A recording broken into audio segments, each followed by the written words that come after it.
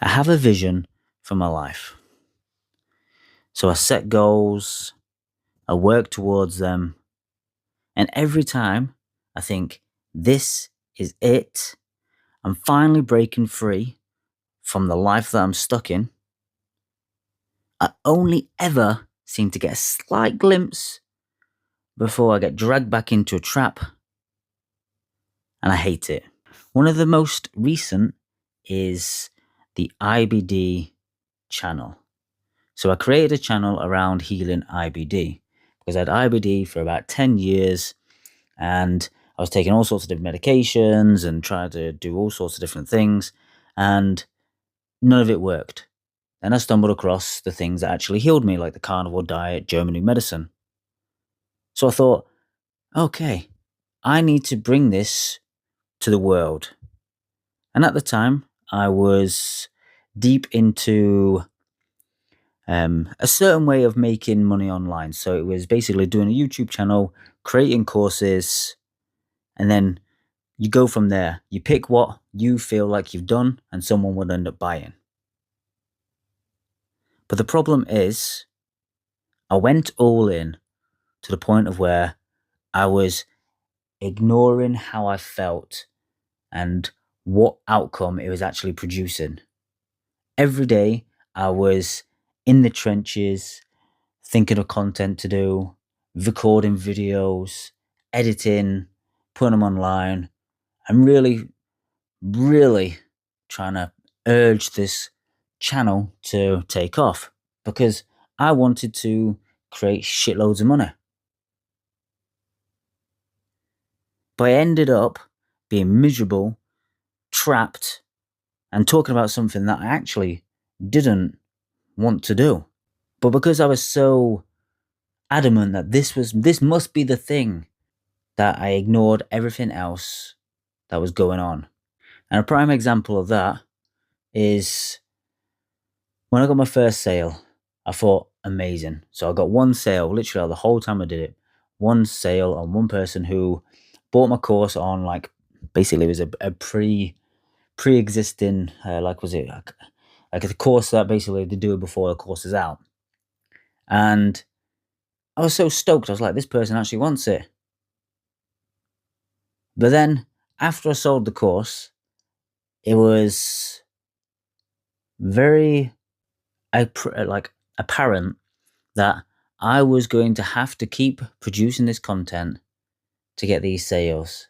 And it actually made me sink inside. I thought, oh, I've got to keep talking about this for, well, I actually thought forever, because I thought, you know what, if I'm going to be creating a life that I want online, I'm going to have to create this content consistently for years.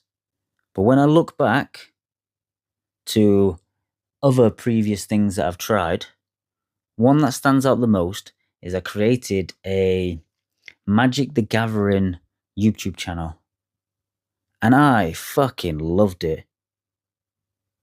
It was absolutely fun. I didn't really think about ways to make money on it. I literally just thought, you know what? What I want to do is create amazing Magic the Gathering decks, show people how to play them, and have a good time. And that's what I did. When I look back at the videos, I looked like I was having fun. I sounded like I was having fun. And the thing is, I sounded way better doing that than I ever did on my IBD content, because I was actually having fun. There was no pressure of me thinking, well, I need to make money, I need to do this, and I need to do that. Whereas the IBD, it was like every single time I sat down to record a video, every time I thought about what I'm going to do next, it was all about the money. So after I decided to quit the IBD channel, because I thought, nope, this isn't for me, I then thought, right, I'm going to go back to doing the Magic the Gathering content because I loved it, and because I was listening to a lot of Gary Vee, and Gary Vee got in my head, do what you love, the money will follow. And the more I thought about it, the more I thought, yes, this is definitely the solution. I want to go back to doing that. But the problem was, the second time I went back, I went into the mentality of making it a business. So I had to go back to rebrand. I had to do all sorts of logos. I had to make sure that every single deck was the best it possibly could be, making sure that people got the best experience on the videos. And then it felt like a chore because I was trying to force a performance, because I was trying to force the fact that these videos had to bring in money. So I made the actual hobby into the same trap as what the IBD were. And it sucked every single last bit of joy out of it. So I didn't carry on doing that. But one of the things that I've noticed with picking something that doesn't need to be the thing is the thing that you enjoy the most and you can actually stick it out the longest. And the one thing recently is I work for a fast food chain delivering food. I can't actually say the name because they might say something, because they say you're not allowed to post on social media, blah, blah, blah. But let's just say I've been working there for a good while. And because I enjoy driving and because I'm out of where I am just doing stuff, and I'm literally delivering pizzas and I'm delivering chicken and whatever else I'm delivering, I'm like, right, I actually quite enjoy this. I can put my music on, I can listen to things like audiobooks, I can do this, and I feel like I've got a bit of freedom.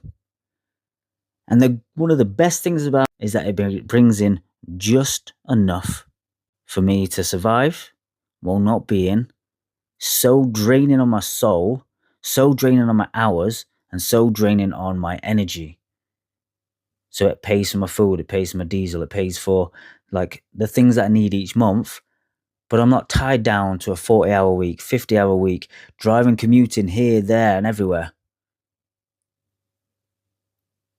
So it made me never get miserable or feel trapped in this job. And one of the things that could have broken the fact that of this like job being the thing that never trapped me was that there was a thing about maybe becoming a manager. And I looked into it and I actually refused to do it. Now I'm going to come out with that later on with a different video on why I never become the manager of this fast food chain. But I'm so glad that I didn't, because it made that job not a trap. Is it really what I want to do in life? No. But is it good enough right now to keep me going so then I can pursue other things? Yes. So one of the biggest things I've realized is it's not the actual work that's the trap.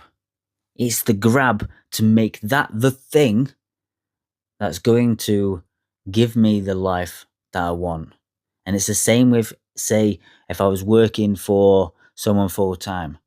It's like the grab of, right, this is my income. All I can do is this. And it's like that grab that really makes me feel trapped and makes me hate the work that I'm doing because I'm bound by the limitations of that. And then you've got me trying to make it the best possible it could be. Making it try to work, like literally throwing everything I possibly could into it. And it's, instead of taking a step back and realizing that this is making me feel miserable, I'm hating this, does this actually align with who I want to be? Does this align with everything that I am actually trying to build a life towards? Because majority of the time it isn't. And the irony is that I would blindly follow other people's advices. I'd blindly follow, this must be the path that I need to take to get the freedom I want. And I'd tell other people not to follow advice blindly. And that's what I was doing. I'd listen to someone say, this is the best way to make money online. This is the way to get to passive income. This is the way to get the dream life that you want. And instead of actually looking back and thinking, you know what, that's not aligned with who I am. I don't want to do that. What I want to do is do this or that. And then just go from there and lead my own path moving forward. But I always fell into the trap of, when I'm successful, I'll be able to do what I want, and I'll be happier, and I'll be able to do this. Which in itself makes you miserable, because the path that you walk in every single day makes you miserable, but yet you're chasing something that may never happen. You're chasing the fact that this is the only thing now moving forward, but it's a trap. The harder I grab on something, the more I tell myself, this is it. And actually, the more it traps me out of the life that I'm actually reaching.